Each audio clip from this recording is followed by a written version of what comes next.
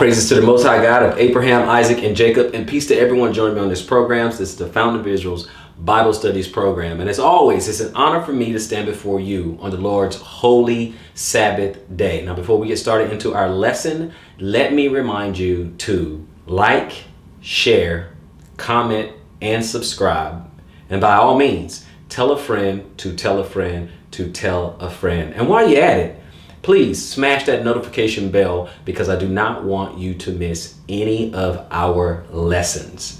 And if you should feel so inclined to donate and you feel that you are being edified by the lessons and you would like to donate, check the description box down below. Now let's go ahead and get into our lesson. Now we started a series, and it is the Commandment series, where I go through each commandment of the top 10 and I do a lesson on each commandment. Now this one is the fourth commandment. This is the fourth commandment. So in this particular series, just look in the library and you'll see the commandment series, and you'll see all 10. One of them I combined, the 8th and 9th. I combined that one together. So there'll be 9 lessons regarding the 10 commandments. Now this is the fourth commandment, and that is the Sabbath. So let's go ahead and jump into the Sabbath. We're going to jump into the lesson, talk about it, let you guys know why it's important, you know, how the scriptures view it, how the Most High view it, and how we should view it. So with that being said, I'm going to jump right into it, and I'm going to start over in Matthew 28. I'm going to give just one verse real quick. Matthew 28. And it says, "In the end of the Sabbath, as it began to dawn towards the first day of the week, Mary Magdalene and the other Mary came to see the sepulcher." Okay, so right there, I want to start right there just to show you we know when the Sabbath is. We know exactly when it is. It began to dawn towards the first day of the week. We look at our calendar. What is the first day of the week? So we know what it is. I say that because many people want to pretend as though they don't know what it is. Well, none of us really truly know. Yeah, we know. And there's a lot of historical sources, which I won't go into right now, but there's a lot of historical sources that shows exactly when the Israelites celebrated and observed the Sabbath. Okay, plenty, even outside of sources that would favor Jewish history or Israelite history, right? There's Roman historical facts. I would encourage you to go study that. Roman historical facts on when did they attack Hebrew Israelites? When did they attack the Jews in some of these Roman wars? And you'll notice they'll say Saturday. They straight up said Saturday. They say Saturday, the Jews' Sabbath. Okay, so we know from a historical perspective, but I'm not going to get into that right now. Matthew 24. Matthew 24, and I'm going to start at verse 3, and let's look at it a little bit. 24, I'm going to read 3 through 7, and then we'll jump around a little bit. I will let you know. At verse 3, and it says that he sat upon the Mount of Olives. The disciples came unto him privately, saying, "Tell us, when shall these things be? And what shall be the sign of thy coming and of the end of the world?" And Jesus answered and said unto them, "Take heed that no man deceive you. For many shall come in my name, saying, I am Christ, and shall deceive many. And ye shall hear of wars and rumors of wars, and see that ye be not troubled. For all these things must come to pass, but the end is not yet. For nations shall rise against nations, and kingdoms against kingdom, and there shall be famines and pestilences and earthquakes in diverse places." So he's just letting us know some of the signs, some of the things that will happen in the end times. I'm going to read 15 and 16. 15 says this, "And when ye therefore shall see the abomination of desolation spoken of by Daniel the prophet, stand in a holy place. Whosoever readeth, let him understand. Then let them which be in Judea flee into the mountains," giving them a warning. When you see these type things, and obviously this what he's talking about happened about 40 years later in 70 AD. So he was prophesying what was going to happen, and it indeed happened. So he's saying flee in the mountain when you start seeing those things. And because things began to unfold in 70 AD, right? So they began to unfold. We're going to drop down to 20. We're going to read 20 and 21. But pray ye that your flight be not in the winter, neither on the Sabbath day. Neither on the Sabbath day. For then shall be great tribulation, such was not since the beginning of the world to this time, nor ever shall be. Okay, so he says a lot of bad things are going to be happening, and he's saying, praying that your flight be not in or on the Sabbath day, right? Want us to remember that. Now, 70 AD was the beginning. That was the beginning of the end, and we're still in the end times, but this is still not the end, right? So we're not there. We're getting there. We're getting there. This is not the conclusion or the culmination of the very, very end. I mean, 70 AD pretty much opened the door for all these prophecies. If we look at all the things that happens after this, okay? But again, we're looking at, it's referencing the Sabbath, okay? Because typically the Jews or, the Israelites, they didn't do work or do anything on the Sabbath. Now, they made some exceptions at some time, particularly like the Maccabean War and all that. But for the most part, they just didn't.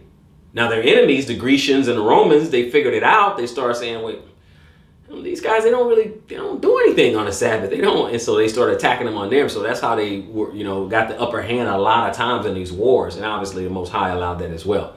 But again, like I said, like I alluded to earlier, like I referenced actually, the Judas Maccabees, they took up arms and they said, no, we cannot just not fight. Okay. If we don't fight, we will be wiped out. Okay, so that's what we have there, brothers and sisters. But let us keep moving. Okay, we're gonna go over to Genesis 2, 1 through 3. Genesis chapter 2. We're gonna read the first 3 verses. And let's take a look. And thus the heavens and the earth were finished, and all the hosts of them. And on the 7th day, God ended his work which he had made, and he rested on the 7th day from all his work which he had made. So right there he's telling, okay, so this is what he did for the 7th day. This is what he did for his very own Sabbath.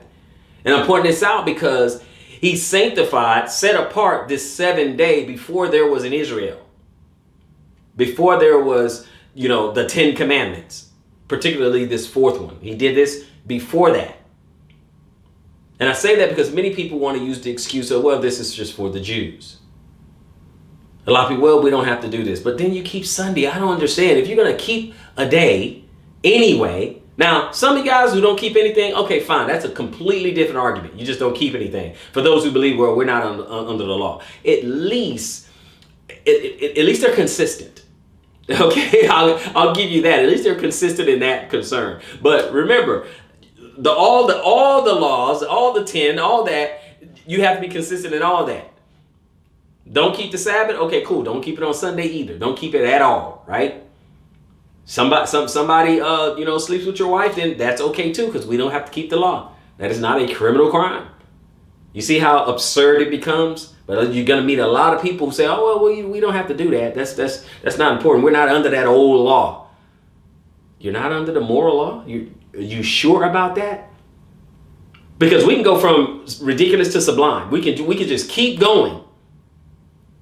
But how you'll probably eat your words and you'll start moonwalking and shuffling back at the absurdity. You'll be like, well, okay, well, I mean, yeah, but no, yeah, but either you do have to keep at least the moral law or you don't. Which is it? We have to be consistent. Like that's why I said at the outset, for those who say, well, we don't have to keep any of the law and they don't keep Sunday either, at least they're consistent. They're wrong, but at least they are consistent. The other people just cherry picking. And for those out there, oh, well, no, brother, no, I'm not cherry picking. I'm just saying there are a lot of laws out there. We're talking about the 10, but there are plenty of laws out there, right? And they are in categories, not cherry picking, categorizing, right? Levitical laws, you got to keep that. Not cherry picking. Are you a Levite? Do you know that for sure? Because I don't know if I'm a Levite or not. I have no idea. But I know there's some laws that pertain to the Levites. I know there's some laws that pertain to the temple. Don't have that. I know there's some laws that pertain to us if we are in community with one another. Are we in community with one another? Are we sovereign unto ourselves? Or is there someone else governing over us, right? Can we actually execute some of these things? What about those sacrificial laws? Do we still do that and we have the Messiah too? Do we still make sacrifices and stuff like that? There's some laws that have to do with, Jerusalem. Are we over there right now? So there's no cherry picking. And I'm not saying that to you. I'm saying that to you for those who may come to you and say you're cherry picking. They're like, how are you cherry picking? It's categorized. There's some laws I obviously cannot keep. I can't do it. I'm not cherry picking. I can't. Right? It's just not possible. Not to mention the fact that the Most High is the one who scattered us into all nations, right? Not to mention that part. We're scattered into all nations. But let's look at the things we can do no matter what nation you're in. Is it possible that you can rest on the Sabbath? That's all I'm saying.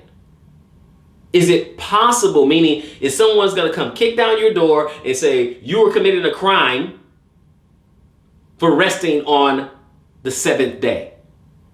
If you're in the West, probably not, right? Probably not. Okay? Is someone going to kick in the door and say, how come you're not out there committing adultery? Someone's not going to stop you from leaving other people's wives alone, right? You see that? Honoring your mother and father. See how we can just keep going? Stealing, murder. Who's going to be mad that you're not keeping this 10? Who's going to get upset? Are you going to jail for that? I'm just saying, particularly in the West. Most places you wouldn't, but I mean, I know there's a couple of places where Christianity is outlawed. I get that.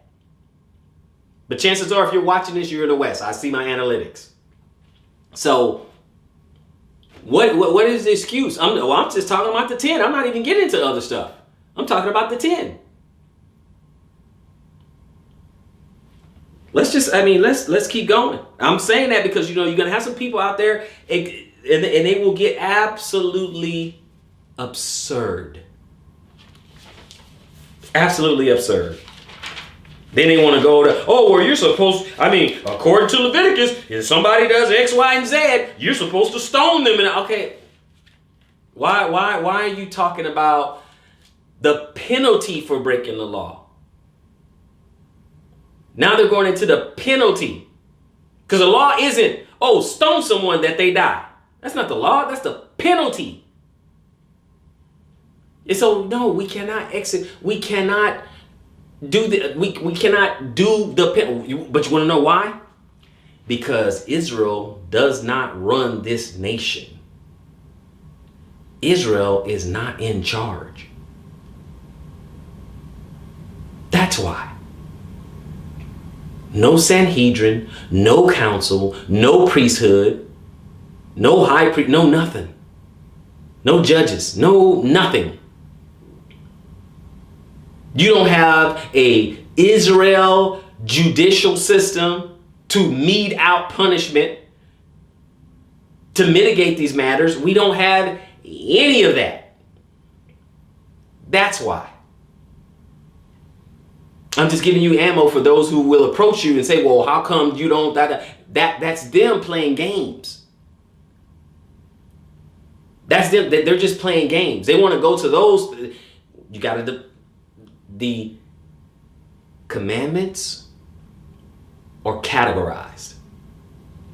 Civil, moral, ceremonial, sacrificial. They all fit in a particular category. A lot of them we cannot do. It's not possible. That's my point. And we're going to keep going. We're going to go here to Exodus 20. Exodus 20. And I'm going to pick it up at 1 and then we're going to drop down. 1, it says, and God spake all these words, saying. So this is what the Most High was saying. Okay? Now let's jump down to 8 through 11. And it says, remember the Sabbath day to keep it holy. 6 days shalt thou labor and do all thy work, but the seventh day is the Sabbath of the Lord thy God. We just read it in Genesis. In it thou shalt do not do any work, thou, nor thy son, nor thy daughter, nor thy manservant, nor thy maidservant, nor thy cattle, nor thy stranger that is within thy gates.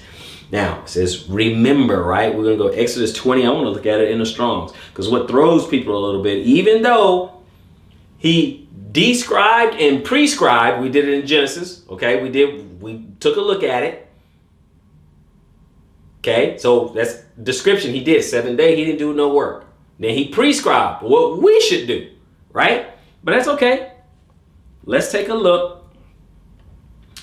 Exodus 20, I'm going to drop down to 8. I'm going to hit remember, because this is what throws people into English. Remember, okay, which is a car, the Hebrews 21:42, right? And it says, to remember, recall, call to mind, to be brought to remembrance, be remembered, be thought of, be brought to mind, to cause to remember, to remind, to cause to remember, to keep in remembrance, to mention, to record, to make a memorial, make a remembrance, right? That's the lexicon. And we look over at the Strongs, that is to remember, by implication, to mention, earnestly, be male, mention, mindful, recount, record, remember, make to be remembered, bring, call, come, keep, put, to, or in remembrance, okay? Think on. And that's what people want to do. They say, well, the Sabbath, that's what they used to do. That's for the Jews, okay, yeah, they do that. And then they do nothing. They still go do their own pleasure. They do their own thing and think not much after that. Not much after that. It's just mental assent. That's it. It's just, okay, yeah, I remember. Yeah. Saturday, that's the Sabbath. That's it, right? But it's repeated in Deuteronomy 5. I think we want to go over to verse 12. Now, this one, it says it just a little different. It says, verse 12, it says, keep the Sabbath. Now, let's look at keep. Keep is shamar, right? In the lexicon, that's the Hebrews 8104, different word. And let's look at some of the meaning. In the lexicon, it says to keep, to guard, to observe, give heed, to keep, have charge of, keep guard, keep watch, ward, protect, save life, watch, or watchman, right? Okay, we're going to drop down a little bit. To observe, because it says it repeats a lot of the same thing. To keep, reserve, observe, retain, treasure up. To keep, some of that has to do with remember. But look at number 7 of the def. To observe, to celebrate, to keep, to perform. More action. Okay, protect, keep, preserve, reserve, take heed, take care of. Okay, beware, guard. Go down to the Strongs. Okay, properly to hedge about, like protected, to guard, that is to guard, generally to protect, to attend. Okay, beware, be circumspect. Okay, be mindful of that though, to do it, and to keep, to take heed, to look narrowly, to observe, preserve, regard, reserve, save, sure, wait. Okay, watch. Okay, slight difference, slight variation, but it's more action oriented. And I know that action is really inaction because we're supposed to rest. But that's just what I'm saying. I'm just take the day off. Take the day off. I know some people have certain jobs, they just got it, and what if I can't get off and all that. I get that. But I'm not going to change what the scripture says. Okay? I'm not going to change it to make anyone feel better. I understand that people have different circumstances, but I'm not going to change what it says. Okay? Because I get people all the time, they give me the whataboutism. But what about? I get it. I understand. I've had positions where I was working on the Sabbath. It has happened. Okay? I'm not saying that. I'm not saying I've never worked on it. But I'm not going to even change it to make myself feel better. Okay? I pray, work, and strive to get it right. Pray that I can get my schedule to where I can keep the Sabbath the way the Most High wants me to keep it. Right? I mean, that's what we're looking for. So I'm not going to change it just to make myself feel better. Work towards it. All right? So that's what I'm saying. Work towards it. Let's try to get back to it. Join me over at Exodus 31. This is a walk, okay? This Christian walk, this path of salvation, this is a walk, not a step, right? Exodus 31. I'm going to pick it up at 12. 12 through 18. And the Lord spake unto Moses, saying, Speak thou unto the children of Israel, saying, Verily, my Sabbaths ye shall keep, for it is a sign between me and you throughout your generations, that ye may know that I am the Lord that doth sanctify you, set you apart, make you holy. Ye shall keep the Sabbath, therefore, for it is holy unto you. It is holy for us to do that. It's part of us getting a blessing. This part of us, you block your blessing because you don't even want to do something as simple as this. I'm teaching lessons and showing you that when you get to the next lesson, when you get to honor your mother and all that, it show you how you get some blessings from that too. Each of these is for us so that we may live. Each one of these is to bless us. So a lot of times when you're feeling like, oh, well, I'm not being blessed or the Most High don't listen, because of obedience, lack of obedience. You want to get some more prayers answered? Get some more obedience going. Emotional appeal is not going to get it. Even though, yes, sometimes we feel broken and our spirit is down. I get it. But emotional appeal is not going to always get that done. I'm going to tell you right now, I submit to you right now, obedience is going to get more of your prayers answered. I'm just telling you plain. It's not the pretty words. It's not being eloquent in speech. It's not that. There's plenty of people that are orators and they're eloquent in speech. And you would praise their elocution. And yet they're charlatans. Yet they try to call on Lord and the line is busy because it's about obedience. Now, we may not all be perfect at, but you got to do it a lot. You got to obey a lot more than we already are. How about an increase in it? How about that? We got to do it a lot more than we already are. This is a really good place to start. That's why this whole series is about the 10. Right now, we're talking about the Sabbath. And look, he said, it's holy unto you.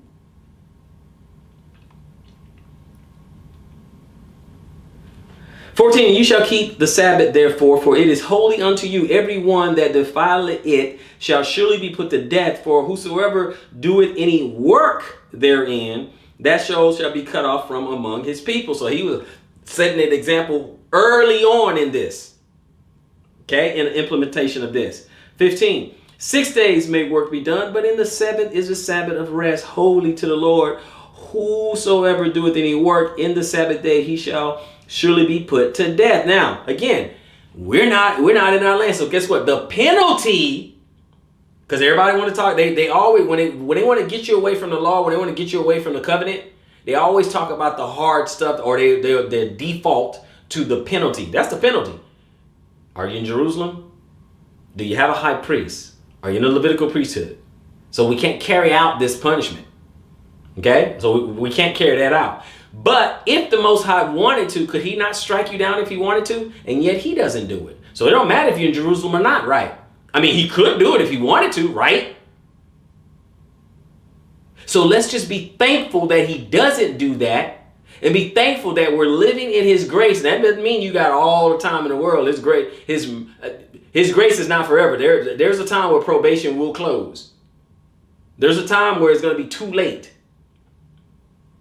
But as long as you breathe and be happy that you're in his grace. And guess what he wants you to do with that grace? Increase in your faith. Increase in your obedience.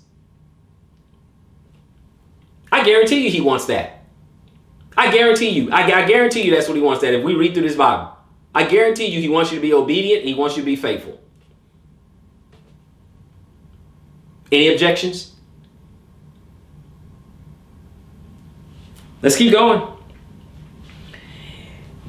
16, wherefore the children of Israel shall keep the Sabbath to observe the Sabbath throughout their generations for a perpetual covenant. Do we need to know what perpetual mean?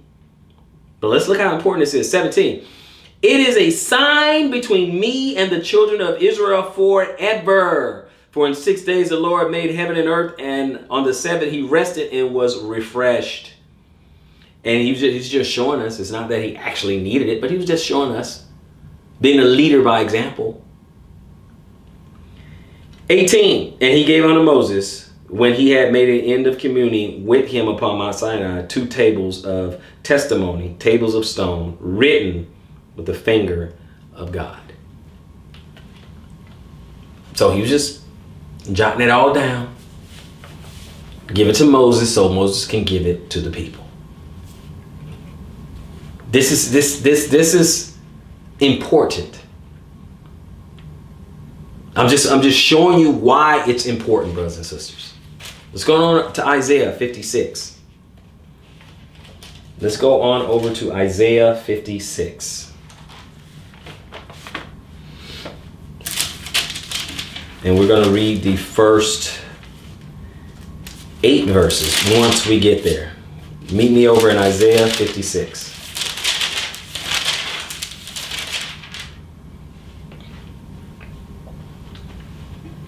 Verse 1 reads, and thus said the Lord, keep ye judgment and do justice, for my salvation is near to come, and my righteousness to be revealed. Blessed is the man that doeth this, and the son of man that layeth hold on it, that keep the Sabbath from polluting it, and keep his hand from doing any evil. Let me give you that one more time. Blessed is the man that doeth this, and the son of man that layeth hold on it, that keepeth the Sabbath from polluting it, and keep his hand from doing evil. You want to be blessed or not? I'm telling you how to be blessed. Okay? Right out of the mouth of a prophet. Reading it right from the mouth of a prophet. And you guys are out there wondering, how do I be blessed? Here's another way. There's another way. Little jewels you might be skipping over, right? Verse 3, neither let the son of the stranger that has joined himself to the Lord speak, saying, the Lord has utterly separated me from his people. Neither let the eunuch say, behold, I am a dry tree. Okay, so no, everybody can do this, right? For thus said the Lord unto the eunuchs that keep my Sabbaths, the eunuchs that keep his Sabbaths, and choose the things that please me, and take hold of my covenant, even unto them will I give in mine house and within my walls a place and a name better than the sons and of daughters. And I will give them an everlasting name that shall not be cut off. Though you guys listening to what is going on. Also the sons of the strangers that join themselves to the Lord to serve him and to love the name of the Lord, to be his servants, everyone that keepeth the Sabbath from polluting it and taking hold of my covenant. Are you getting this? 7, even them will I bring to my holy mountain and make them joyful in my house of prayer. Their burnt offerings and their sacrifices shall be accepted upon my altar. For my house shall be called the house of prayer for all people. The Lord God, which gathereth the outcasts of Israel, yet saith, yet will I gather others to him. So this is the Israel and the Gentiles, besides those that are gathered unto me. Okay, this is not Israel and lost Israel. No, this is Israel wasn't even lost at this point. Okay, they were. Everybody knew who they were. It wasn't scattered to the four winds just yet or nothing. No. They were going into captivity and all that, but no. Israel still knew who they were. They didn't forget who they were or nothing like that. This is Israel, and this is the stranger and the alien and all the people who join themselves and do what Israel do what Israel does. And see how they can get blessed if they keep the Sabbath. See, many of you, you're going to let some other one come in there and tickle your little earlobes and tell you, you don't have to do it. It's no big deal. Don't do it. But if you look at, for example, you look at Christianity, they want to take a day and they want to observe it, but not the one that he wants them to observe. Now, don't get me wrong, you got 70 Sabbath keepers. Okay, yeah, that's Christian denomination. I get it. There's a couple that do it.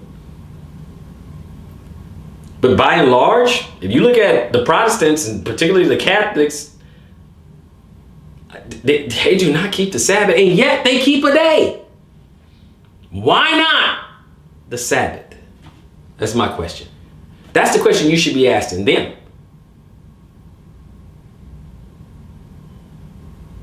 And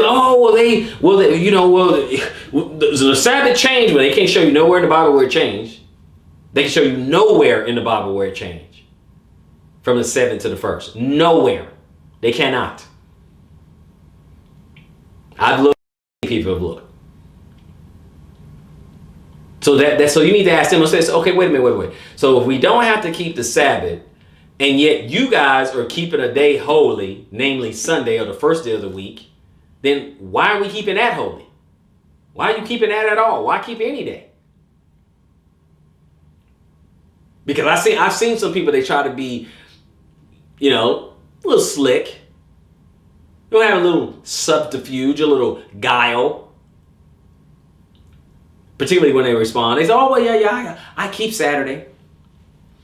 Yeah, I do. I keep Saturday. And Sunday.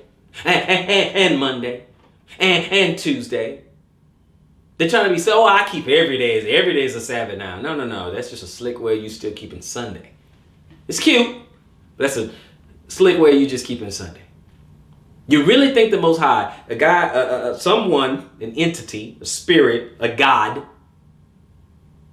the Ancient of Days, and the Messiah, you really think you're going to fool them with that? You think you're going to trick them with wordplay? This is your plan. This is your idea. Good luck with that. Good luck with that. We're gonna go on to our next part over here, because these people, I really don't get it. I don't get it. We're gonna go to Acts 18. Let's go on over to Acts 18.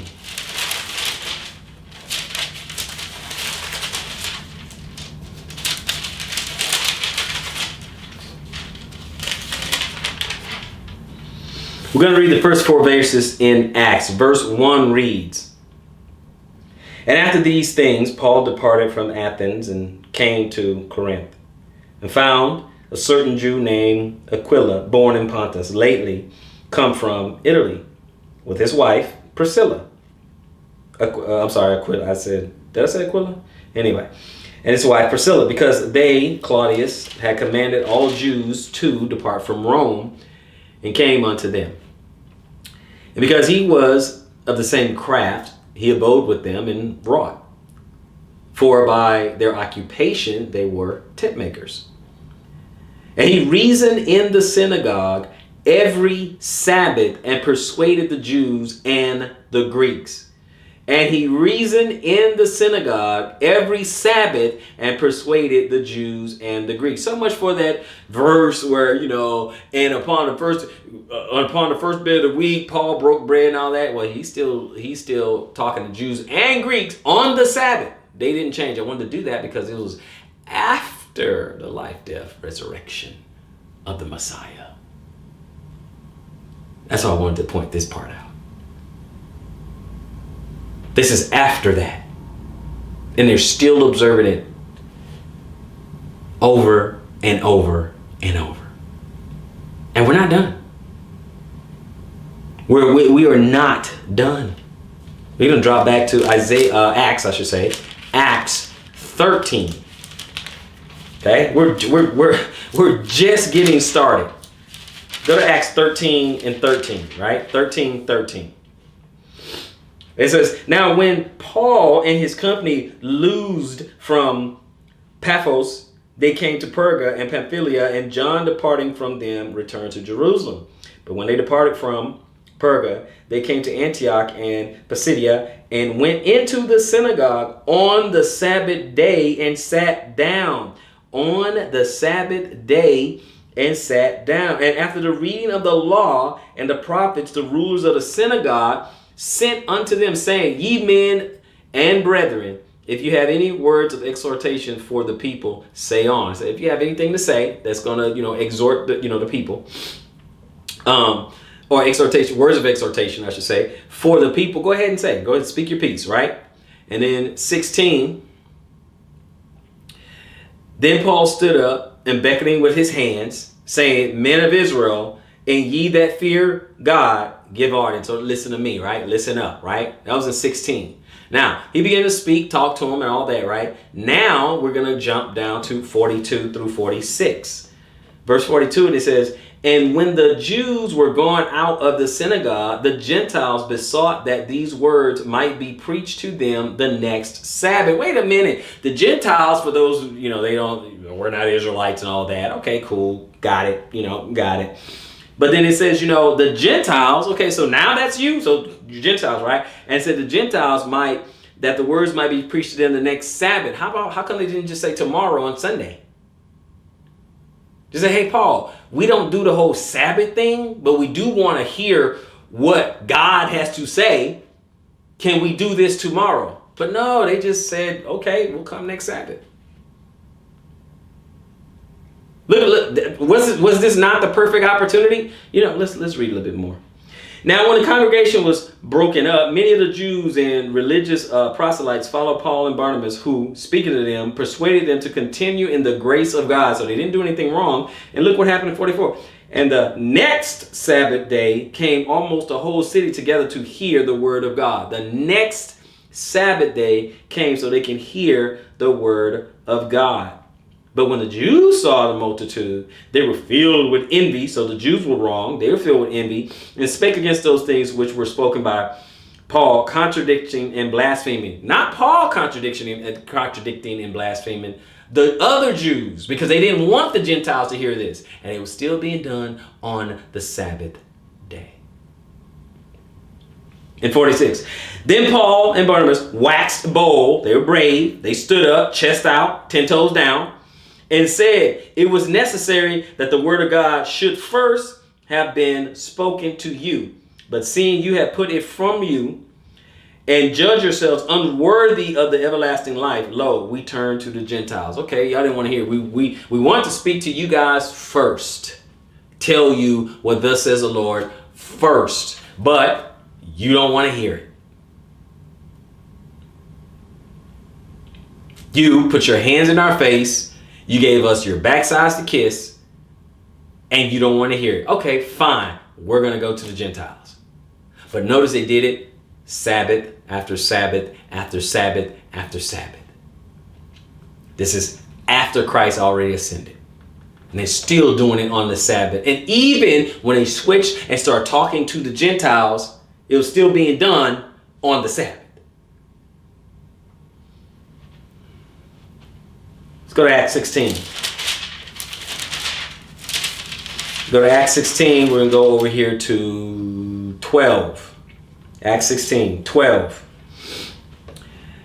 12 through 15. 12 says, And from thence to Philippi, which is the chief city of that part of Macedonia and a colony, and we were in that city abiding certain days. And on the Sabbath, we went out of the city by a riverside where prayer was wont to be made, and we sat down and spoke unto the women which resorted thither, right? Okay, came near. And a certain woman named Lydia, a seller of purple of the city of Thyatira, which worshiped God, heard us, whose heart to the Lord opened, that she attended unto the things which were spoken of Paul, right? So she was being converted. She was starting to believe, right? So we're going to read even up to 15.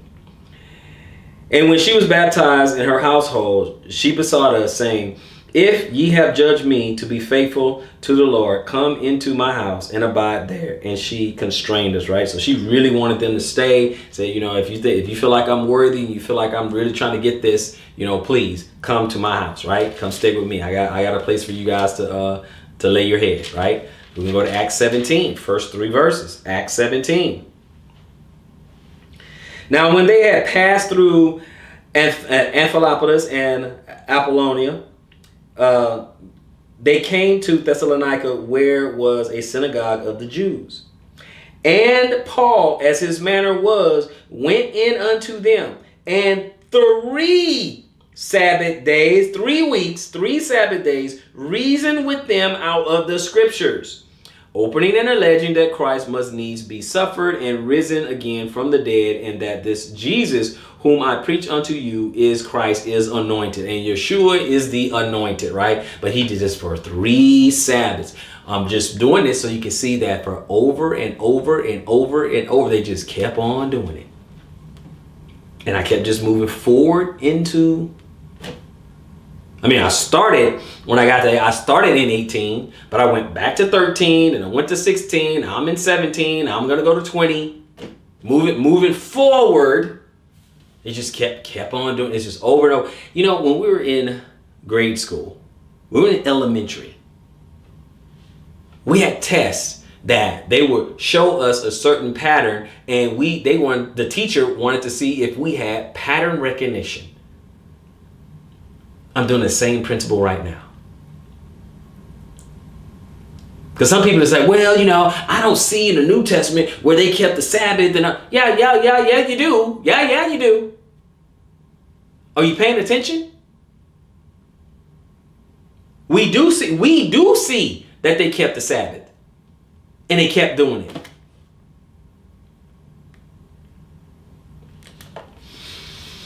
Acts 20. It's funny how most of the world, they can keep Sunday, but we can't keep Saturday. I don't get that. I don't get that. Acts 20. I'm going to read 6 and 7. And we sailed away from Philippi after the days of unleavened bread, and came unto them to Troas in 5 days, where we abode 7 days. And look what it says in 7. And upon the first day of the week, when the disciples came together to break bread, just means to have something to eat, Paul preached unto them, ready to depart on the morrow, and continued his speech until midnight. Now I ask you, I submit to you, brothers and sisters, keep it in mind that we just read 18, 13, 16, 17, now we're in 20, that he kept doing it. Would this lead you to believe that the Sabbath changed? Just this, because they use this. Just what we just read. You can read the context. You can read the whole chapter if you want to. Go ahead. And you tell me, would this lead you to believe? Well, you know what? Let's see. Upon the first day of the week. Okay, we got that. And then the disciples came together to break bread, and Paul preached to them. So he preached, okay, and then ready to depart on the morrow and continued his speech until midnight. Yep, Sabbath's changed. Torah's completely changed. It's over. Are you kidding me? This is it? This is your proof text? That's what you should this is how you should ask the people who try to get you to believe that the Sabbath has changed. It absolutely sounds ridiculous and unfounded. But let's continue. Let's drop down to 16. It says, for Paul had determined to sail by Ephesus because he would not spend the time in Asia, for he hasted, if it were possible for him, to be at Jerusalem to the day of Pentecost. So he's still trying to keep these holy days. He's still trying to get there. He's still trying to make these holy, all the Sabbaths. You know why that's significant? Reed, why'd you go there? You want to know why that's significant? Because when we go look at the holy days, Leviticus 23, when we go look at that, what does that chapter start off with? The weekly Sabbath. First couple of verses, he's talking about the weekly Sabbath. 6 days thou shalt let work, so on and so forth. And after that, he gets into the annual Sabbaths. And Pentecost is one of them, Feast of Weeks. You won't find the word Pentecost, but you'll find first fruit, Feast of Weeks. You'll find that. And this is what I don't understand. It's all right here laid out in front of us. Let's keep going. Let's keep going. Let's keep going. We got Matthew. I'm going to read a couple of verses here. Matthew 28. I'm going to read the first 6 verses. Let's take a look real quick. And in the end of the Sabbath, as it began to dawn towards the first day of the week, came Mary Magdalene and the other Mary to see the sepulchre. And behold, there was a great earthquake. For the angel of the Lord descended from heaven and came and rolled back the stone from the door and sat upon it. His countenance was like lightning, and his raiment white as snow. And for the fear of him, the keepers did shake and became as dead men. And the angel answered and said unto them, Fear not ye, for I know that ye seek Jesus, which was crucified, and he is not here, for he is risen, and as he said, Come, see the place where the Lord lay. Come and see the place where the Lord lay. He rose at the end of the Sabbath. He said he's going to be 3 days, 3 nights. The close of the Sabbath, he was up before the morning light of Sunday even showed up. Let's keep going. Matthew 12. I'm going to go to Matthew 12 real quick. And when we get there, 38. Matthew 12, going 38 to 40. 38 says, Then certain of the scribes and of the Pharisees answered, saying, Master, we would see a sign from thee. And he answered and said unto them, An evil and adulterous generation seeking after a sign, and there shall no sign be given to it, but the sign of the prophet Jonas. For as Jonas was 3 days and 3 nights in the whale's belly, so shall the Son of Man be 3 days and 3 nights in the heart of the earth. So he gave that sign. He said he's going to do it for 3 days. That's exactly what he did. He has to do that to prove who he was, right? So we're going to keep it going. 3 literal days, 3 literal nights. Let's go on over to John 19. We're going to keep going. Go to John 19.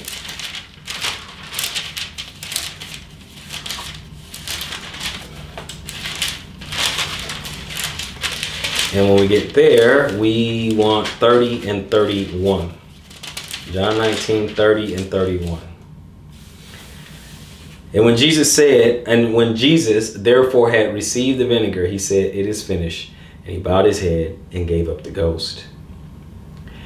The Jews, therefore, because it was the preparation that the body should not remain upon the cross on the Sabbath day, for that Sabbath was a high day Sabbath, an annual, besought Pilate that their legs might be broken and that they might be taken away. So we're just saying it wasn't a regular Sabbath for those who say, oh yeah, it was a Sabbath. No, it was a high Sabbath.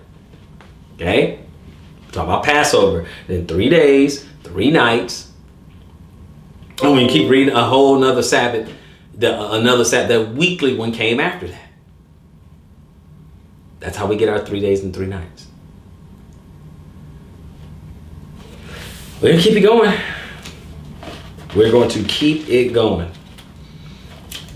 Okay, we already did, let's see here. We did John 19:30. Did we do John 19:30? Let's take a look at that. Go to John real quick. Oh, I mean, we're there now, sorry. Colossians, I should say. We're already in John 19:30. Colossians 2. Excuse me. Colossians chapter 2, we want verse 8. It says, Beware lest any man spoil you through philosophy and vain deceit, after the traditions of men, which is the first day of the week, after the rudiments of the world, it's Sunday, and not after Christ. Christ is the Lord of the Sabbath, not Sunday. Okay, we're going to jump around, go to 16 and 17. And let no man therefore judge you in meat or in drink or in respect of a holy day. We saw Paul did Pentecost, or of a new moon, or of the Sabbath days. Okay, talking about the weekly Sabbath. Very, very important.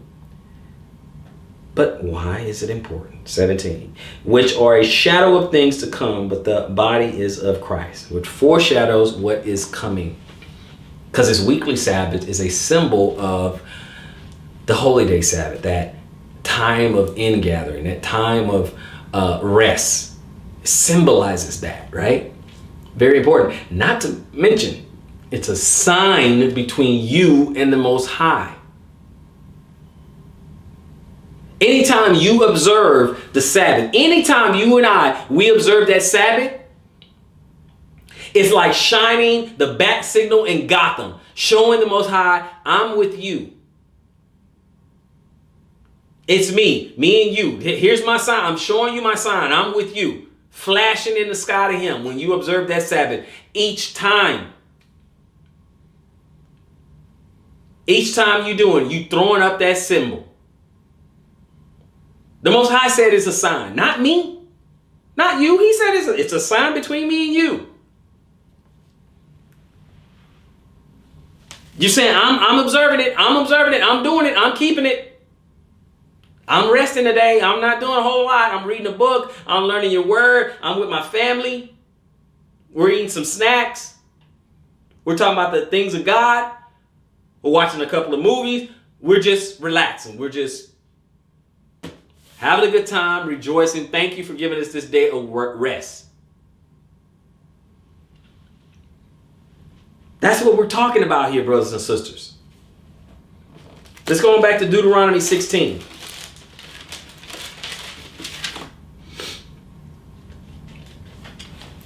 Go to Deuteronomy 16. 8 through 10. 6 days shalt thou eat unleavened bread, and on the 7th day shall be a solemn assembly to the Lord thy God, and thou shalt do no work therein. 7 weeks thou shalt number unto thee. Begin the number the 7 weeks from such time as thou begins to put in a sickle to the corn, right? So we're just looking at this 7, right? And thou shalt keep the feast of the weeks. Okay, we're just talking about that, right? Unto the Lord thy God with the tribute of a freewill offering of thy hand, which thou shalt give unto the Lord thy God, according to the Lord thy God has blessed thee, according to how he blessed you, right? So he blessed you in those types of things. We're just looking at the complete, right? 7, right? I just want to show you the completion thereof, right? Let's go on over to Leviticus 23. Meet me in Leviticus 23. And if we go to Leviticus, let's read the first 7 verses in Leviticus, and then we'll jump around a little bit. Okay, let's look at it real quick. And the Lord spake unto Moses, saying, Speak unto the children of Israel, and say unto them concerning the feast of the Lord, which ye shall proclaim to be holy convocations, even these are my feasts. And 6 days, again, with that weekly Sabbath, 6 days shall work be done, but the 7th day is the Sabbath of rest and holy convocation, and ye shall do no work therein. It is the Sabbath of the Lord in all your dwellings, right? And then he gets into his feasts, right? He gets into the things that we should do as far as the feast. Let's drop down to 15. 15 and 16 says this, And ye shall count unto you from the morrow after the Sabbath, from the day that ye brought the sheaf of the wave offering, 7 Sabbaths shall be complete. Even on the morrow after the 7th Sabbath shall be number 50 days. So 7 times 7, 7 weeks. Okay, 7 Sabbaths, 49. 7 times 7 is 49, and the day after makes 50, right? So we're talking about Pentecost. I brought that up so you can see, and it says, and you shall bring in your habitation, 17 habitation, the 2 loaves. They shall be of fine flour. They shall be baking with leaven. They are the first fruits unto the Lord. Okay, so first of weeks, first fruits, things like that. So you understand what's going on there. I'm just showing you. The 7 is very, very significant. His Sabbath is significant. These are a list of his Sabbaths. Leviticus 23, the entire chapter, is a list of all his Sabbaths and how we are supposed to observe it, including the weekly one. You have weekly ones, you have annual ones. He's showing us exactly what he wants us to do. Question is, are we going to listen? So Leviticus 25. Leviticus 25, 8 through 10. And he says, And thou shalt number 7 Sabbaths of years unto thee, 7 times 7 years, and the space of the 7 Sabbaths of years shall be unto thee 49 years. So 49 years. So we got the weekly one with 50, and then we're going to have the other one that's going to be annual for 50 years, which will be the Jubilee. Then shalt thou cause the trumpet of the Jubilee to sound at the 10th day of the 7th month, and in the day of atonement shall ye make the trumpet sound throughout all your land. And ye shall hallow the 50th year and proclaim liberty throughout all the land unto all the inhabitants thereof. And it shall be a jubilee unto you, and ye shall return every man unto his possession, and ye shall return every man unto his family. All right, so we're just getting that out to just showing you that it's a jubilee, it's time of celebration. It means a lot. It symbolizes the rest. Okay, this is symbolism, and I just want you to get it. I don't want you to miss what the Most High is actually trying to tell us. So let's go back to the New Testament. We've got 2 more spots in the New Testament. First spot we're gonna go to of the last 2 would be Luke. We're gonna go to Luke 4. Luke 4 and start it over in 14.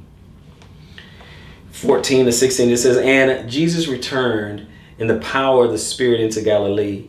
And there went out a fame of him through all the region round about. And he taught in their synagogues, being glorified of all. And he came to Nazareth, where he had been brought up.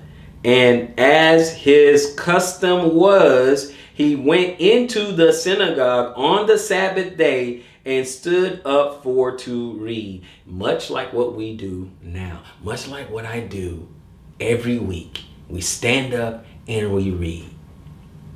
I could speak extemporaneously. I could speak from off the top of my head from the stories and lessons and anecdotes that I have from the Bible. Never cracking it open, just kind of referencing here and there, and never really reading you what thus says the Lord, and just regale you of stories. I can do that. I could jump up and down, clap my hands. I can bang on the table. I can try to my best to elicit emotion from you. I could. However, what does that get you?